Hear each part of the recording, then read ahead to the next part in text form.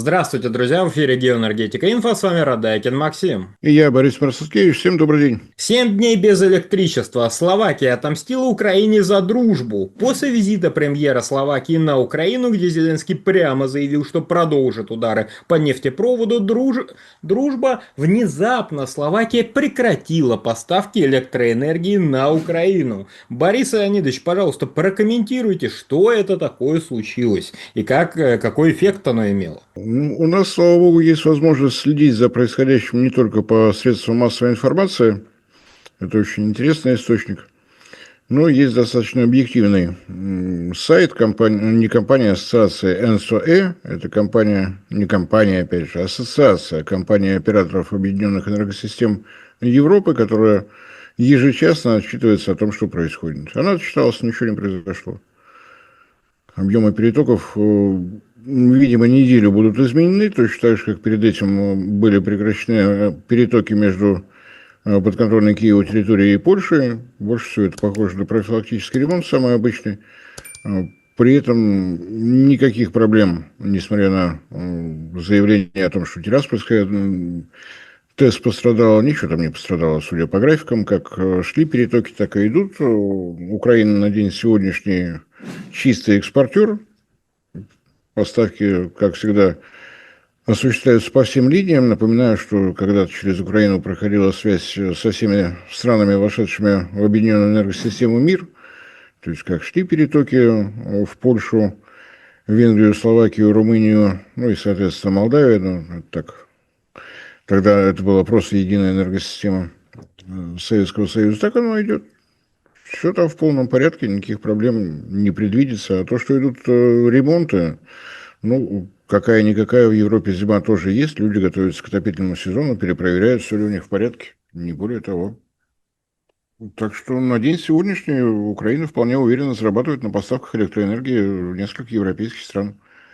Перетоки с Польши восстановились, с Словакии прекратились. Я так понимаю, что следующее на подключение будет Венгрия и Румыния, видимо, с севера пошли. Вот так оно идет. Борис Леонидович, а как Украина, энергообъекты, которые уже который год находятся под ударами, может себе позволить экспортировать электроэнергию? Вот что у них в закладе с такой мощностей? Ну, во-первых, это атомные электростанции.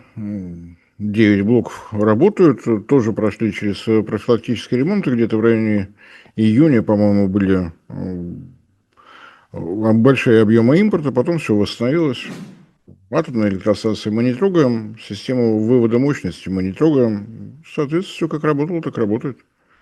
А верить всему тому, что выплескивается из этой территории, о том, что у нас все погибло, ну, это понятно. Обычная просьба: дайте денег.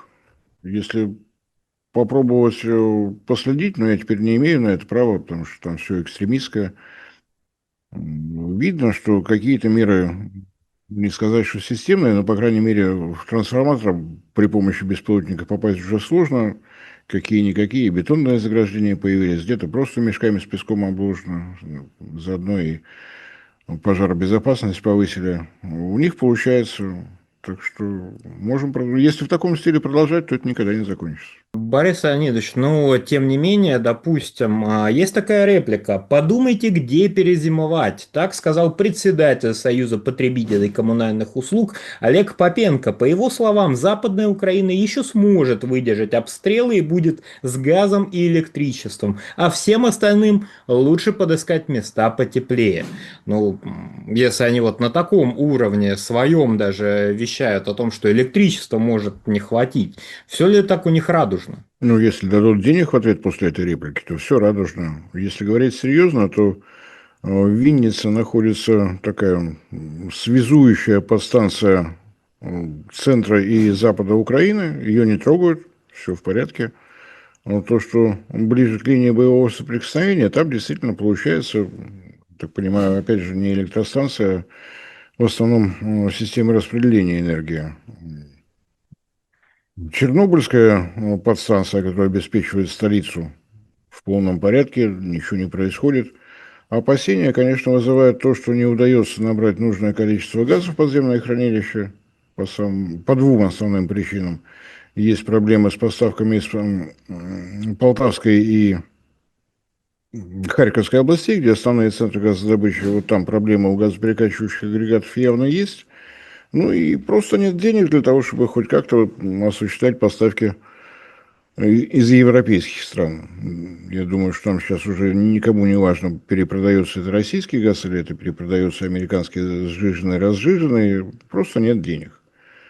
Норвегия последний раз более-менее крупно помогала, дальше пока не идет. И на день сегодняшний, даже по сравнению с прошлым годом, запасы на 2 миллиарда кубометров меньше. Ну, тут либо придется зимой работать, что называется, с колес, то есть, если необходимость есть, просто поставки по трубе без всякой закачки и последующего выема из подземных хранилищ, может быть, перезимуют, зависит от погоды.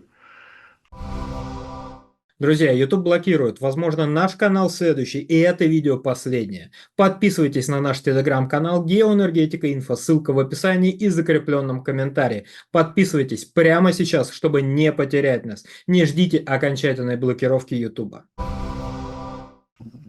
Пока у нас вот никаких решений о том, что надо рушить эту систему, собственно говоря, никто не принимает. То ли потому, что мы один народ, то ли какие-то другие соображения. Мне сказать сложно. Узловых вещей, вот если следить за тем, куда летят стиральные машины, или что мы там сейчас запускаем, пылесосы, Винницкая область и район Чернобыля. Там подстанция, которая обеспечивает поставки электроэнергии, вырабатываемой на атомных электростанциях в столицу. Вот два таких узла. Ну и, конечно, смотреть за тем, что происходит с линией боевого соприкосновения. И, кстати, если отслеживать ситуацию в освобожденных районах, то видно, как действуют энергетики Украины. Во-первых, конечно, любая теплоэлектростанция – это замечательный укрепрайон, сразу по определению. Во-вторых, даже после того, как освобождение происходит, видно, что все, что можно было отвинтить и увезти, отвинтили и увезли. Последовательно, аккуратно, создавая себе запас для ремонта и так далее, и так далее. То есть, как бы мы к ним ни относились, система образования наша, перестраховаться любыми способами за счет Европы, за счет того, что нам оставляют в таком состоянии электростанции, что уже непонятно, что с ними делать, ремонтировать или использовать бульдозер вместе с экскаватором. Такая вот обстановка. Борис Леонидович, а с газом понятно, что все как-то очень не очень. А только ли на газе может перезимовать Украина? Может, они там готовятся, делают какие-то большие закупки угля, там, сланцев, еще и чего-то, чтобы как-то, ну, поберечь население, свое население? Ну, как они относятся к населению, пусть население думает. А то, что проблем с углем вряд ли возникнут, порт работает, поставки можно осуществлять оттуда. Польша, вот она рядышком, крупное угледобывающее государство. Уголь хороший, селезский. Так что железная дорога, слава богу, работает исправно. Все работает исправно. Мосты целые, электростанции целые, железная дорога целая. В общем и целом запас прочности как бы по энергосистеме постоянно что-то прилетает. То в одну станцию, то в другую по станцию. Это буквально происходит каждый день. Почему такой запас прочности, когда все-таки ну, фактически поражение есть? Поражение есть, ремонтные возможности тоже есть. Есть линии 220, 300, 30, можно между ними переключаться.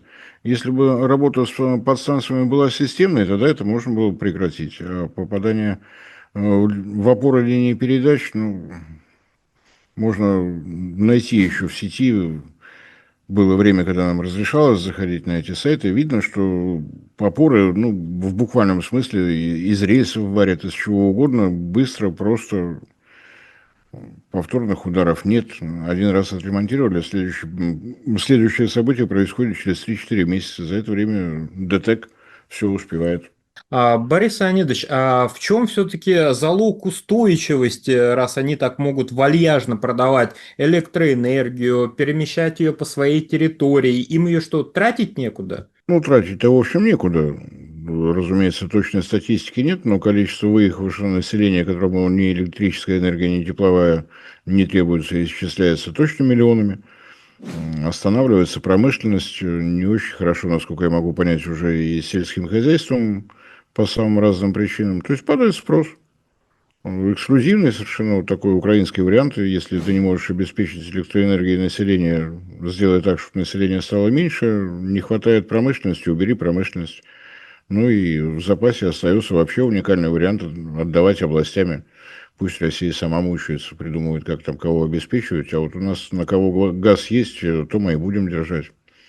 Польский президент, помнится, недавно высказался, что Украина должна оставаться независимой страной в тех пределах, которые она может контролировать. Ну, достаточно неплохая формула. Вот все-таки Украина в составе УССР, Украинская ССР, она все-таки была, можно сказать, аванпостом. И, насколько я слышал, ее энергосистему в принципе готовили под население в 50 миллионов человек и промышленность, сопоставимую со всей промышленностью Франции.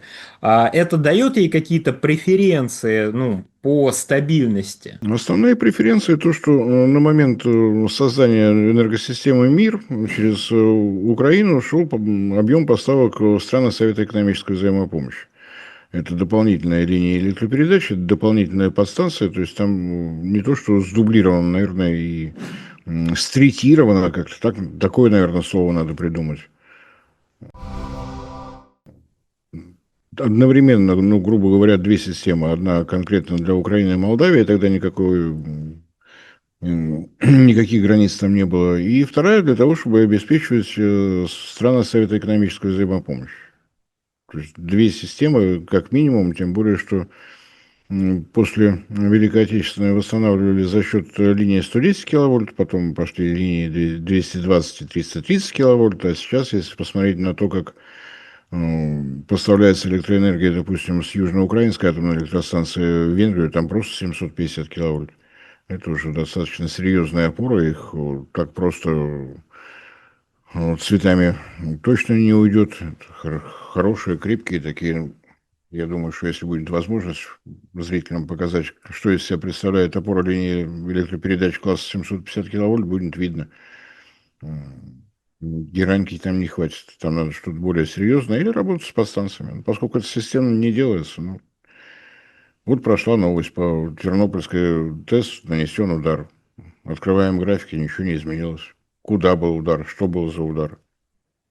А поскольку туман войны, то ориентироваться во всем этом достаточно сложно. А если серьезные опасения, то только не то, что суровая зима, а среднестатистическая зима. Не так, как последние 2-3 года теплые зимы, а просто вот климатическая норма, тогда сложности вполне вероятны. Но я думаю, это будет повод для того, чтобы вся Европа начала бурно спасать. Как бурно спасается, это известно. Из бюджета выкладываются деньги. Энергетические компании объявляют, что у нас у самих газов притык, но если за две цены так и быть продадим. Ну, как-то так. Перекачать деньги из бюджета в частные энергетические компании. Ну, слава богу, что в Европе коррупции никогда нет и не было. Там даже слова такого не знают. Все это проходили. То есть происходящее на Украине – это гигантская стиральная машина, через которую только люди не делают. Все, кто умеет, все, кто хоть как-то причастен, мы это наблюдаем. Поэтому ко всем сообщениям о том, что у нас все разбомбили, все взорвалось и сгорело, дайте денег. Вот последнюю фразу обычно в СМИ не пишут, а она всегда есть. Борис Леонидович, большое спасибо за комментарий. Друзья, подписывайтесь на телеграм-канал Геоэнергетика Инфо. Ссылка будет в описании и закрепленном комментарии. Там же будут реквизиты для желающих финансово поддержать наш проект, чтобы мы и дальше также бодро вещали на всех площадках без монетизации, исключительно благодаря вашей финансовой помощи. Спасибо, до новых встреч. Всем спасибо за внимание.